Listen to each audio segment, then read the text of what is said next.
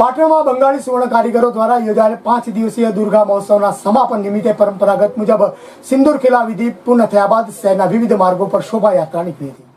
ભારતના કલકત્તા અને બંગાળ પ્રાંતમાં શારદીય નવરાત્રિમાં ઉજવાતા દુર્ગા પૂજાના મહોત્સવને પાટણમાં વસતા બંગાળી સુવર્ણ કારીગરો દ્વારા તેને દર્શનની ઝાંખી કરવામાં આવે છે.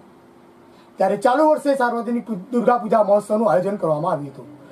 ત્યારે સુભાષ ચોક વિસ્તારમાં આવેલ નીલકંઠ મહાદેવની વાડી ખાતે 5 દિવસીય સાર્વજનિક દુર્ગા પૂજા મહોત્સવનો પ્રારંભ કરવામાં આવ્યો હતો, જ્યાં બંગાળી સુવર્ણ કારીગરોના પરિવારજનો દ્વારા દુર્ગા મૈયા સહિત વિવિધ દેવી દેવતાની પૂજા અર્ચના પણ કરવામાં આવી હતી. ત્યારબાદ વાડી ખાતે વિજયાદશમીના પવિત્ર દિવસે દુર્ગા પૂજા સમાપન શોભાયાત્રા પૂર્વે સિંદૂર ખેલાની ધાર્મિક વિધિ યોજાઈ હતી, જેમાં બંગાળી પરિવારની સૌભાગ્યવતી મહિલાઓએ દુર્ગા માતાને સિંદૂર અર્પણ કરી પોતાની ભક્તિ ભાવના પ્રગટ કરી હતી. તેમજ મૈયાને પ્રસાદ સ્વરૂપે ખીર ધરાવી વિધિ સંપન્ન કરવામાં આવી હતી. ત્યારબાદ ડીજેના તાલે વાડી ખાતેથી શોભાયાત્રા પ્રસ્થાન પામી હતી. આ શોભાયાત્રામાં બંગાળી સૌભાગ્યવતી મહિલાઓએ ધનુચી નૃત્ય સાથે મૈયાની ભક્તિ ભાવનાના દર્શન કરાવ્યા હતા. આમ છેલ્લા 5 દિવસીય થી ઉજવાઈ રહેલ દુર્ગા પૂજા મહોત્સવ ધર્મમય માહોલમાં સંપન્ન થયો છે.